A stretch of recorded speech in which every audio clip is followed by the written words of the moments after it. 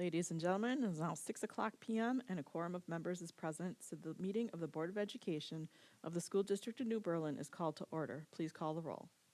Ms. Crosby? Here. Mr. Helmer? Here. Ms. Konick? Here. Ms. Schultz? Here. Mr. Seidel? Here. Ms. Spindler? Here. Mr. Zelinski? Here. I would entertain a motion to recess to closed session. I move to adjourn into closed session pursuant to section 19.85, 1C, E, and F of the Wisconsin statutes to consider A, executive session, discuss and approve, or superintendent 2024-25 evaluation and set superintendent 25-26 goals. B, the approval of closed session minutes of October 13th.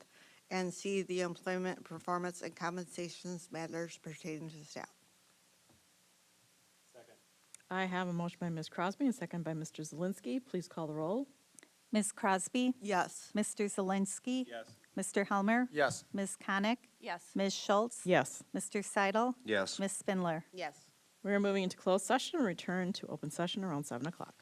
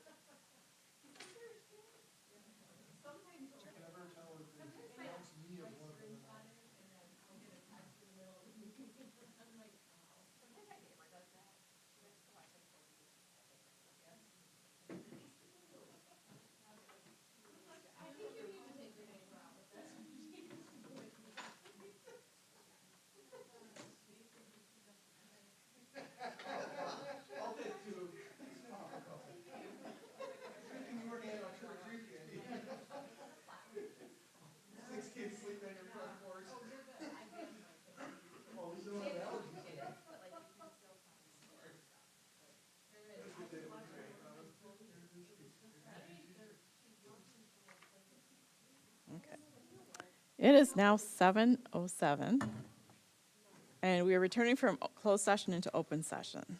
In recognition of the serious and important nature of our efforts here, we will join in the Pledge of Allegiance to the flag. For all those who are able, please rise. I pledge allegiance to the flag of the United States of America and to the republic for which it stands, one nation, under God, indivisible, with liberty and justice for all.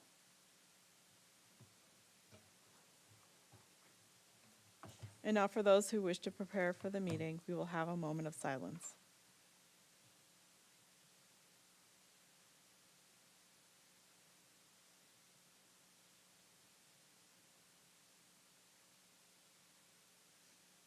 This is a public meeting of the Board of Education. Prior to this meeting, notice was given to the public last Friday for providing the agenda to the city library.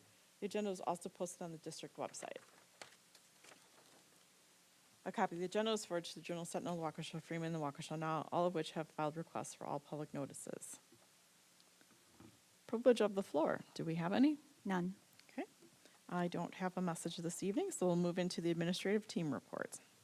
I did want to let the board know that our 4K program is up and running. And with that, as you recall, last year we had reached out to the city of New Berlin to consider having them host the 4K wraparound care. They said no at the time, and then they did say, maybe come back in a year and we'll see where things are. So Patrick and I and Matt met with city officials last week, Wednesday. What I will say is Ken Herenda was there, and he is open to exploring the possibilities further. Part of it is to utilize the ARC, the new facility that they have. But there was some trepidation from the mayor and some of the staff. So I'm not sure where it's at the moment, but we started the process now because if in fact we are going to partner with them, we'd like to know probably no later than February so that we can, plan accordingly heading into next year. If for some reason the city chooses not to, we are exploring other options right now as well.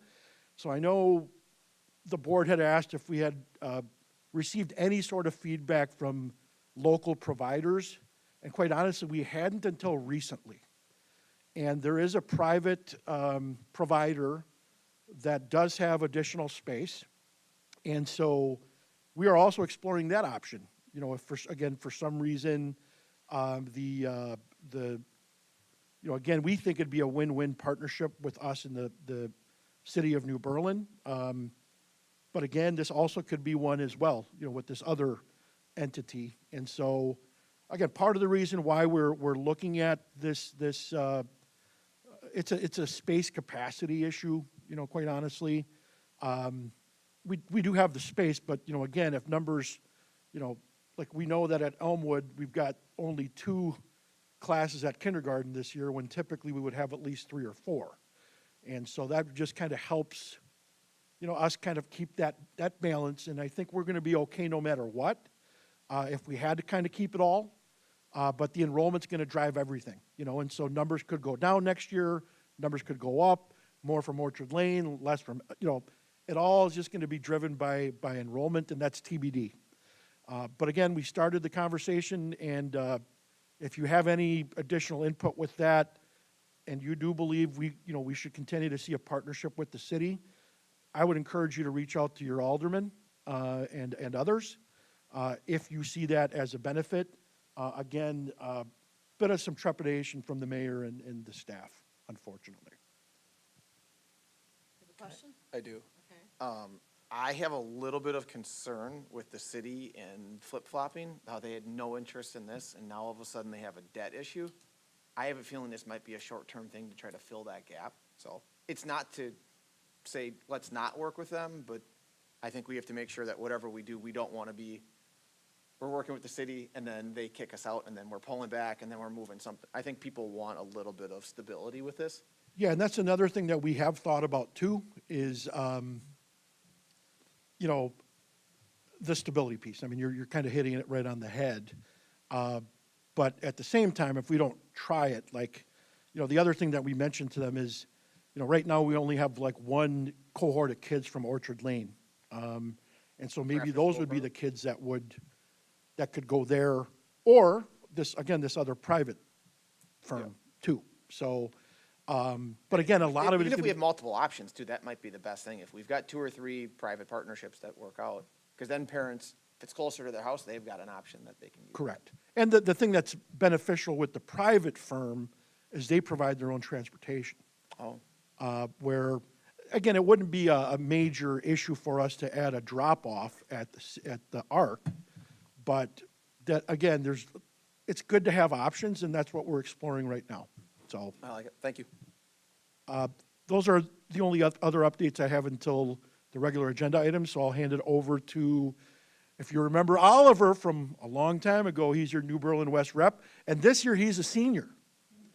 So, Oliver, can you just, before you get into your update, how are things going with your application period, and what is it that you're looking to get into? So I just finished my Common App application actually yesterday. I submitted all my applications. I want to become either a certified anesthesiology assistant, which is basically kind of like the master's degree to a doctorate in anesthesiology, or I'd want to become a CRNA, which is a certified nursing anesthetist. So both with anesthesiology, but I'm kind of looking at which colleges have both degrees and seeing where I get in. But yeah, Best of luck. thank you. Students at West are excited to be back in school and are busy in the classroom. Students in construction started building sheds from scratch to simulate the steps needed to build a house, like roofing, siding, and installation. Students in marketing have opened Vern's Village and are actively learning how product placement and customer preference leads to sales. AP Chemistry had combustion and dilution labs that allowed students to chemically change the color of compounds. Biomed students had to solve a whodunit style murder using detective and research methods based on information that they learned in class. Spanish 5 students got paired up with Spanish-speaking students at a Waukesha Spanish-speaking school to improve their communication Spanish skills. At our school, more than 15 colleges and organizations have visited New Berlin West during lunch and post-secondary night to allow students to learn about opportunities and steps after high school. Freshmen, sophomores, and juniors had their practice ACTs to prepare for the statewide junior ACT test this spring. Not only have students been busy in class, but they've also been busy in many student organizations. DECA's raised $1,333 during the Weston Ike football game to support New Berlin West alumni who were permanently affected by a car crash. DECA also gathered over 300 non-perishable foods to donate to the New Berlin West Food Pantry. NHS hosted a fall blood drive, which gathered over 80 units of blood for the Red Cross. And Best Buddies went on a trip to the pumpkin patch, leading to many great friendship-building activities. SALU did an excellent job hosting homecoming this year. They decorated her school in a homecoming theme, which was Rio. They planned excellent events like scavenger hunts and karaoke, and they had fun dress-up days like Jersey versus Jersey Shore and Adam Sandler Day. They also did a great job with a dance. Our sports team had also played their hardest this year. Our New Berlin West football team had an excellent season, going 7-2 in the regular season. Boys United Volleyball is currently first seed in the Woodland Conference and is expected first seed in playoffs. And New Berlin West's very own Caroline Gervach took third at state at the Wisconsin State Tennis Tournament in Madison, Wisconsin. Thank you. Thank you. Then we have our district reports, which include the incident report, the enrollment report, suspension report, and donations report. Mr. Seidel, would you please read the donations report? It would be my pleasure. First one was for New Berlin West, New Berlin Lions Club, support the French Club at New Berlin West in the amount of $280. Next one was also for New Berlin West, New Berlin Lions Club, support academic decathlon at New Berlin West. The next one was for New Berlin West, New Berlin Lions Club, support Costa Rica trip at New Berlin West in the amount of $441. Next one was also for New Berlin West, New Berlin Lions Clubs, Oh, I've already read that one, I'm sorry. The next one was Orchard Lane PFC, support artist residents program balance in the amount of $1,977.64.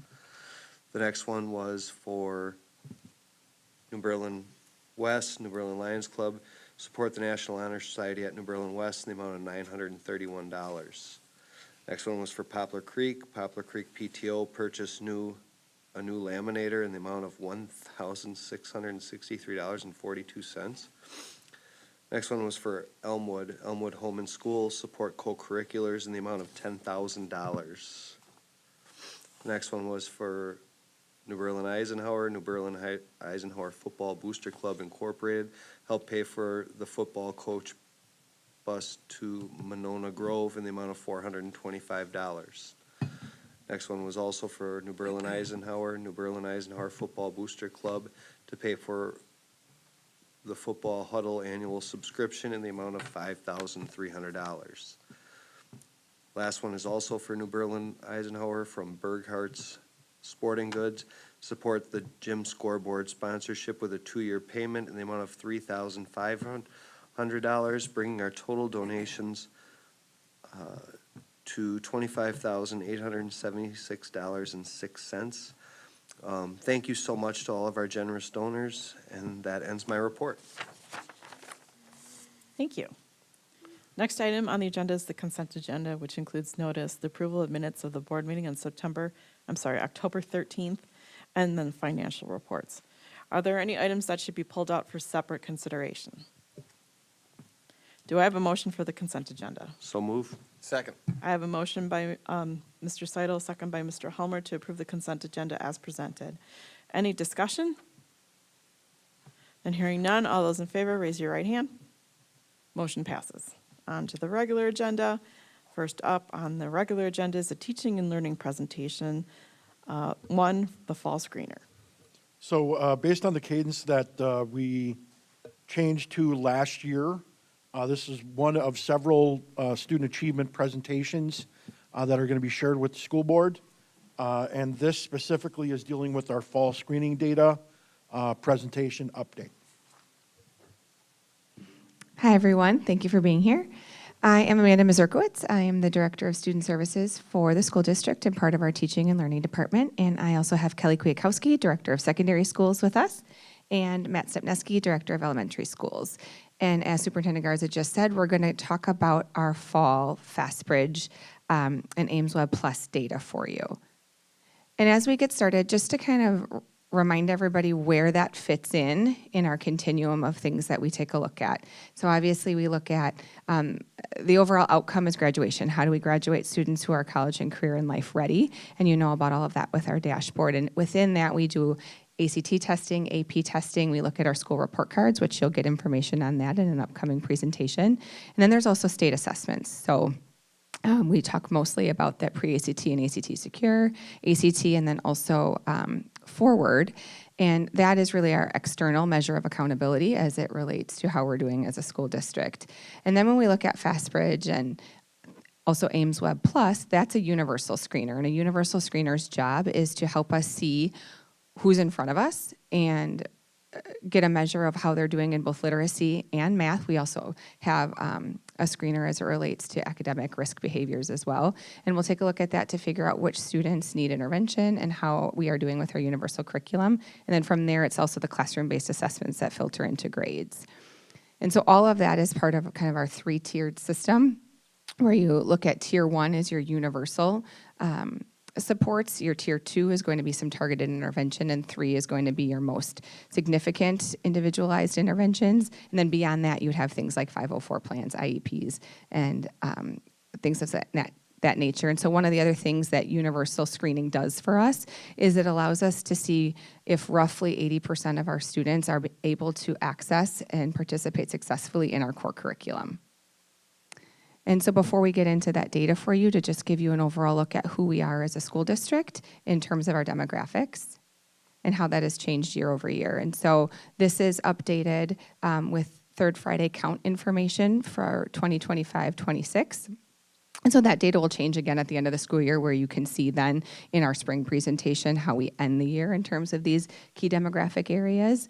So we continue to have, since we've started more closely tracking this data and how it relates to our performance, you continue to see an upward trend in our students who are considered economically disadvantaged, as well as our students who have limited English proficiency. And our special education numbers have trended upward over the last few years as well, but have remained relatively stable the last couple of years around that 11% mark. The next 3 slides will show you where we are in comparison to other Waukesha County school districts. And so we're highlighted, and then the 2 districts that would be closest to us in terms of that demographic category are also highlighted for you. So in terms of the percent of students who are English language learners, we are second in the county in terms of the overall percentage, right behind Waukesha, and then Menominee Falls and Elmbrook are also similar to us.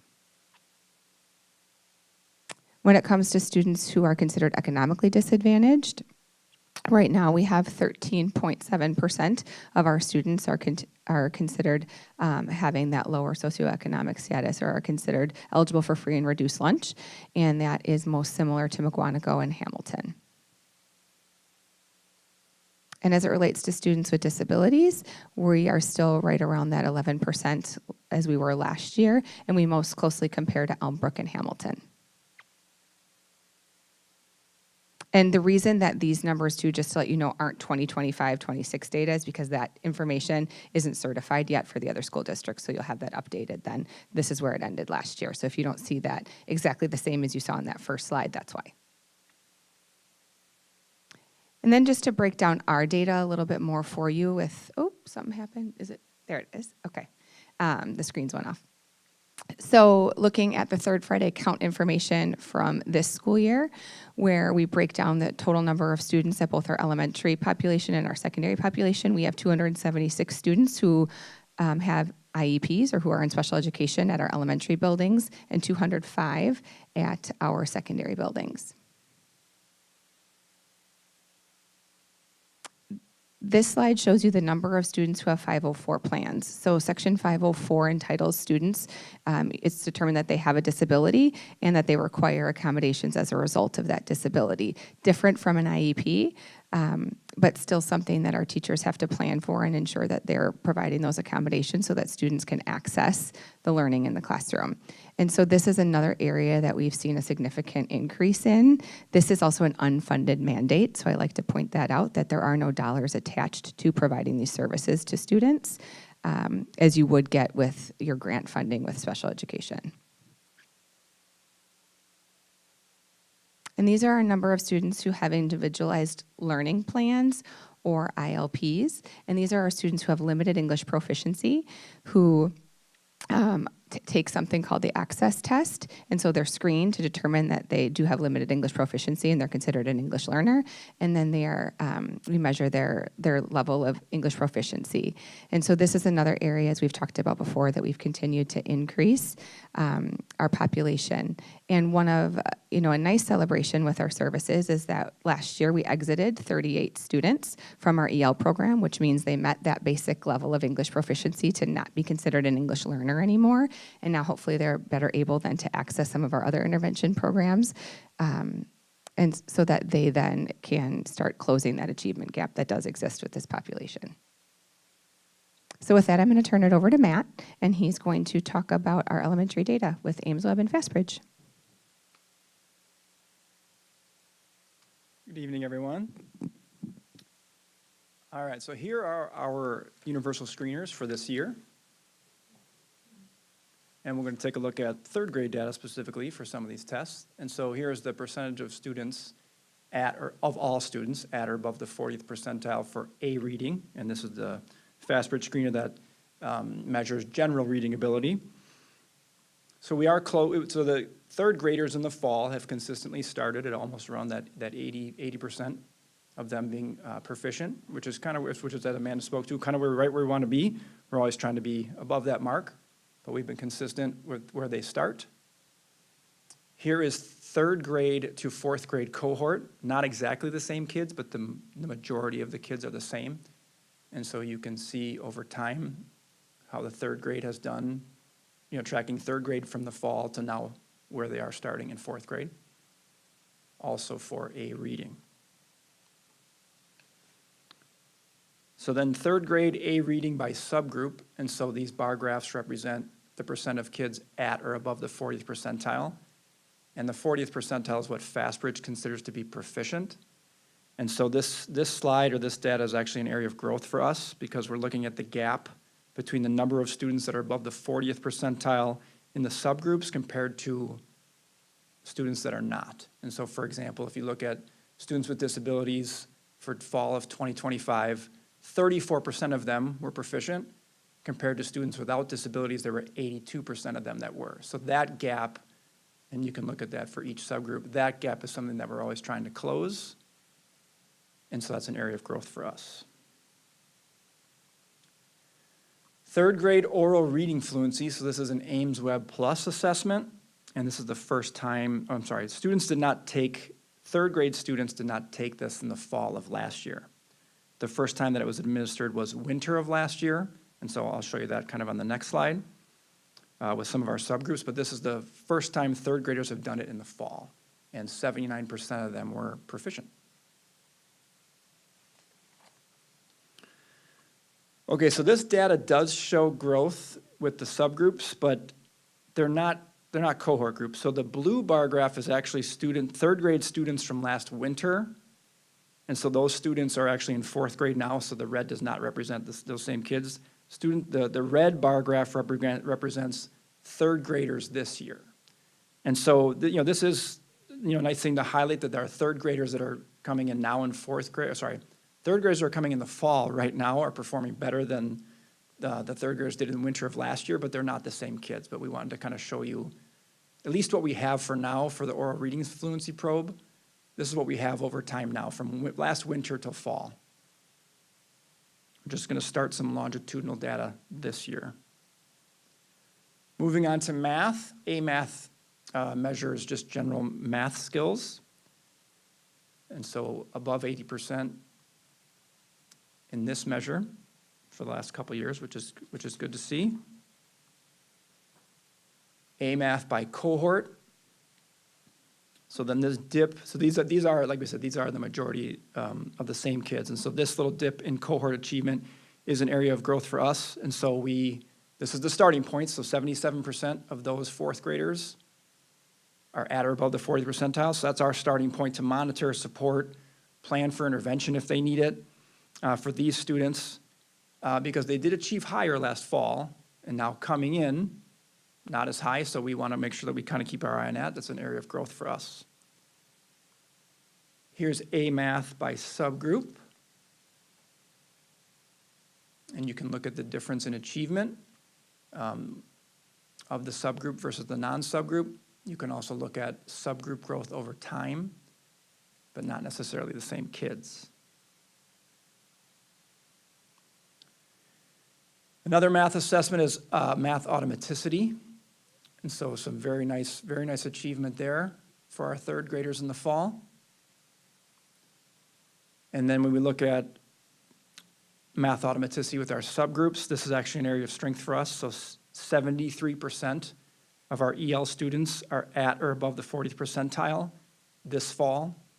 And that's, as you look compared to those that are not EL, it's 73% to 88%. So there's a gap there as EL students try to access some of our tests, but that gap is smaller than it has been in the past. That's an area of strength for us. And that kind of sums up the areas of strength and growth that I mentioned throughout the slides, but if you want me to go back to those when we're done, I can do that, but I spoke to those as we went through, and so now I'll hand it off to secondary. Thank you. Can I ask a question? Oh. Look in elementary, or should I wait till? Sure. Yeah, go ahead. I noticed that English language learners did better on math comparatively to English language. Do we have a gap in our curriculum potentially? I know we talk about the robustness of it. Is it a challenge for English language learners to overcome that because of the rigor that we have with it? Yeah, potentially. It's, math is kind of a universal language. And so when you think of automaticity, That's universal languages math, but then when you get to maybe story problems, probably a larger gap as far as understanding what the question's asking, and that's the same thing for ELA. So if there are difficult questions about inferring or summarizing, author's purpose, things like that, it could be more difficult for EL students to understand that language or the vocabulary of literacy versus, students that have English as their first language. So yes, it could be, and that's why we try to close the gap. It's why we try to, as Amanda spoke to, get them to English proficiency and then see how they do after they have the language skills. Okay. Yeah. I can take them now too, or I can wait till the end. It's fine. All right. I'll come back up. If you want.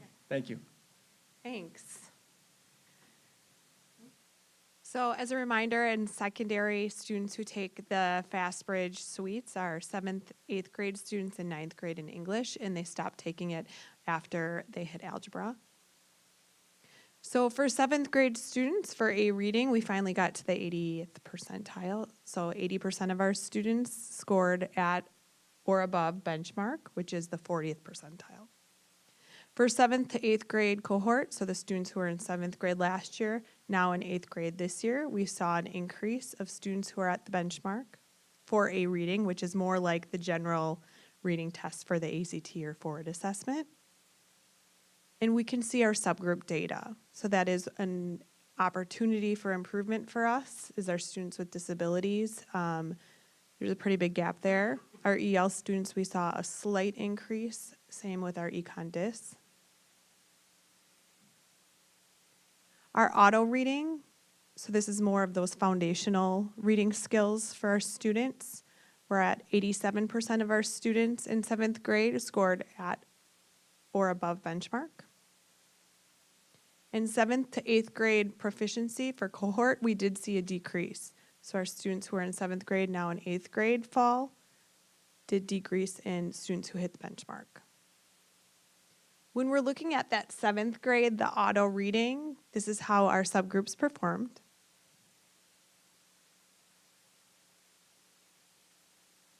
And then switching to math. So over time, we're pretty steady at 82 to 83% of our students at or above benchmark. And then when you look at 7th grade students going to 8th grade, again, this is general math. So algebra, geometry, some algebra 2 topics in there. A slight increase. And then 7th grade A math subgroup.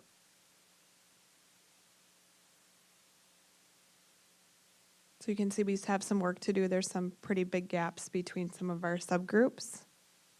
I did want to point out with the EL population, it is a very volatile number because percentage-wise it's such a small group. We're only talking less than 140 kids. Yep. And that so is true. a couple kids can make a really big difference. Yep. Some grade levels have bigger Right. enrollments than others. Yeah, because 7th grade, of those 140, I don't know how many are exactly are 7th graders. So, Right. but again, that's what makes it so volatile. It is only a few.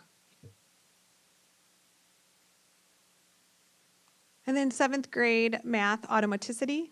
So this is like your fact fluency, how it also takes into consideration speed as well as like multiplication, division, addition. And then 7th to 8th grade cohort. This was a big celebration for us. And teachers at both schools, both middle schools at West and Eisenhower, have been working on fact fluency with their students, so I think that's important to note. And this is our subgroup data for auto math.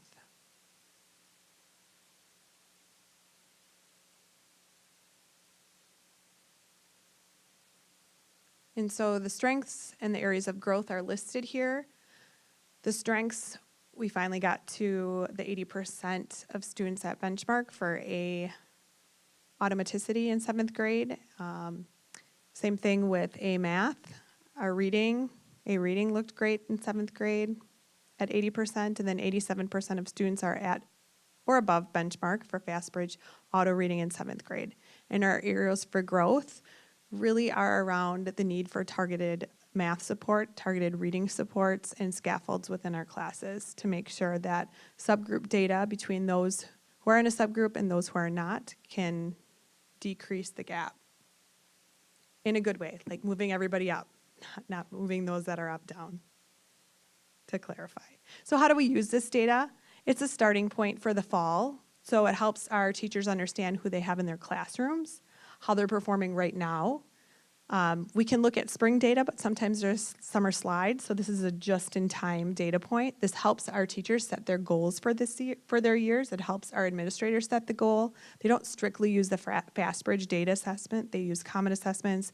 They use the forward test, the ACT, practice ACT, pre-ACT to set those goals. And it also helps us identify which students might need intervention or which students might need to be referred for special education as well with additional information. Any questions? Yeah. Okay, so FastBridge, have you guys had enough time to look at how that correlates to how they do on the forward test or not yet? I know that wasn't, you didn't have a lot of time before, but Yeah. is there enough data? So we did start that work. It has been a little bit more difficult with the change in cut scores with forward. So we have over 3 years of data with the FastBridge, but now we have just 2 years with forward. So it is something that we're continuing to look at. And we always look at, is this the right screener to use or not? Is this predicting success on the forward? Same thing with the ACT. Oh. So FastBridge does have a predictor of success for the ACT, and that's the students who score in the advanced category or what they call the college pathway category. So that is something that our middle school teachers look at to see how many of students are in that category, not just at benchmark or proficiency. And I have a question for Amanda. So as the population of the EL students, English language learners increases, like, have you been able to scale the needs of those students by adding more people? I don't know what you all have to do, but have you been able to like kind of scale the services to meet their needs? So each year we've scaled incrementally, but certainly we still don't have as many maybe certified ESL teachers as other districts around us do. And again, it's very different when you look at like a school district of Waukesha that has a predominant language and is able to serve a bilingual program. So what we have done is increased having another certified ESL teacher for this school year. And we've also made a change because they're EL instructional coaches, but they also have a caseload of students. And so they will not just co-teach with or co-plan with and provide supports to the classroom teachers and help make those accommodations and modifications and also work with the student learning assistants that provide interventions. They also, with me, we identify which students they're going to work directly with. We also researched last year a new math intervention, Moving with Math. It was actually designed for students who are English learners, and our EL coaches are providing Moving with Math intervention to certain targeted students. Because like Matt talked about, typically they perform better in math than they do in ELA because it's more of a universal language, but there's still a lot of processing language, understanding math concepts, not just the automaticity of math. And so we have several students who are in that targeted intervention. But it's still an area that we need to continue to look at how we can serve that population. And I think, too, you see a bigger difference in secondary when it comes to the data, because oftentimes what Kelly and I find with our secondary students, they're coming to us in 10th grade, 11th grade, 12th grade, and often they're more newcomers, new to country, and so their gaps are just going to be significant, and we probably won't close that gap for them by the time they leave us, and so we have to get creative and work with WCTC or other places to try to look at options for graduation for those students. Otherwise, that also could impact our graduation rate if we don't do that, so. I have a question. The newcomers to this country, are they consistently staying within the district, or is that a population that you're seeing leaving the district within a couple of school years, I guess? I would say there's a lot of volatility in the EL population in general. So we have had some newcomer families that have come and stayed. oftentimes what we sometimes see happen is they'll come and stay with some relatives that are also here and then they may get their footing and leave our district. But so I can't say that we found a trend one way or the other, but we try to keep them if we can, right? If we can establish with those families and they're happy here, we want people to be happy with our school district and stay, but sometimes that's not the case. That they're mobile. Any other questions? You have one, Mr. Zelinski? That was a big sigh, I wasn't sure. No, it was, I can always ask questions. So we're always pushing for numbers, better numbers, year-over-year numbers. What can the board do better to support? Not a trick question, just curious what we can do to help you. Do you want to go ahead? One of the things that we have seen over the last couple of years as we've tried to right size in terms of Pat will take a look at, our HR director will take a look at our staffing compared to other school district staffing. And we have had a difficult time filling some of our vacancies in special education. We are still down staff, so we are still down special education teachers. We've been unable to fill recent resignations. And sometimes that's okay if that person wasn't the right fit for our school district. And we still need somebody to be able to service those students. And so we're trying to get creative with how we can license some of our special education assistants who have been strong partners of the school district. But again, they weren't trained to be teachers yet. And so we're putting them in, these spots. A very loaded answer is that staffing can sometimes continue to be an issue. And making sure that we can stay competitively paced with pay for some of those very high in-demand positions where they can command a higher salary and try to negotiate their way into something higher.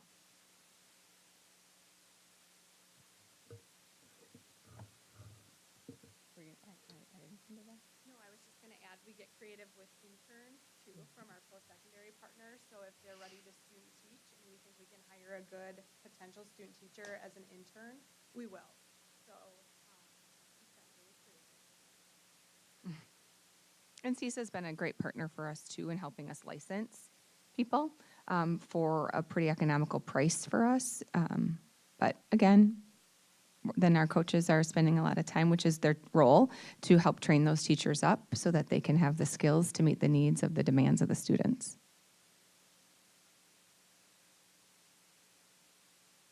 Any other questions? Nope. Thank All right. you. Thank you. Thank you.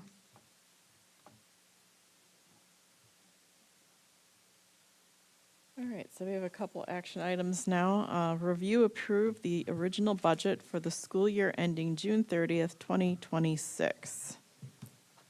Motion to Any- approve. Just get right at the heart of it. Go ahead. Do I have a second then? Second. I have a motion by Mr. Seidel, a second by Mr. Helmer to approve. Is there any discussion? Okay, so we're approving the original budget for the school year ending June 30th of 2026. And of course, we did this, we did the original, the original, So we did the preliminary budget. Preliminary budget in June. In June, and then we had our hearing, budget hearing and annual meeting in September. right. And now that the numbers have all been solidified by the state, we now have exact numbers for you to approve. Was that presented last meeting when I wasn't here? No, it Okay. was at the budget hearing. Were you here for the I budget was here hearing? for that, but doesn't it change based on the Friday enrollment or not? No, this changed mainly with the aid certification and property value certification.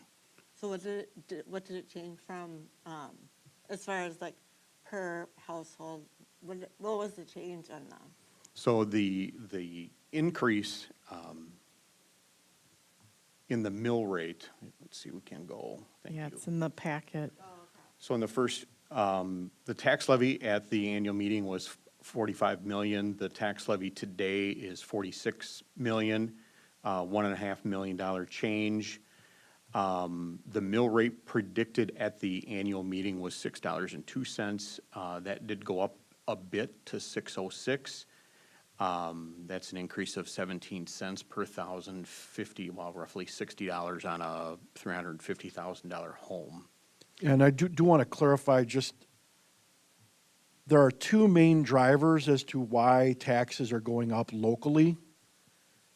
One of them is because referendums in large districts negatively impact our taxpayers, and they shouldn't.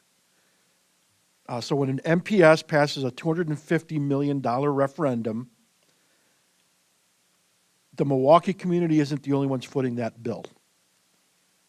Our taxpayers have to do that based on the funding formula right now. And we are working with our legislators to change that. So we actually have to recoup, last year was $1 million that our local property taxpayers have to pay to support MPS's referendum. The other significant reason that's beyond our control is that the legislators approved a revenue limit increase with no state funding. So it's nice to have an increase, but who's footing the bill? Our local taxpayers. And so those are two significant reasons as to why this is occurring for us here. We had shared that with you previously, but that has been affirmed once again, and it's unfortunate.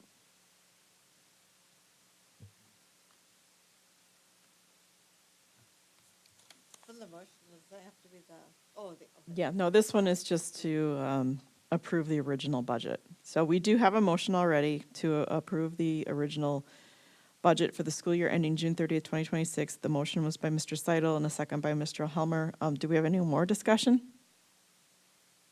All right, then all those in favor, raise your right hand. Motion passes. Now we're going to approve the actual tax levy. So this one is to discuss approve the school district of New Berlin property tax levy for the 2025-26 school year in the amount of $46,620,846, including $6 million for capital expansion projects. Do I have a motion? Motion to approve. Second. I have a motion by Mr. Seidel and a second by Mr. Helmer to approve. Is there any discussion? Then all those in favor, raise your right hand. Motion passes. And then we have a second read and approval of policy 5517, student anti-harassment. So we did look at the verbiage that was mentioned in policy 5517. We consulted with our legal counsel, and we are recommending the suggested language that's there, and also taking out the word vigorously doing Notice something. that, yeah. I mean, we vigorously do a lot of things, but maybe not in this case. So we recommend approval based on our conversation with legal counsel as presented.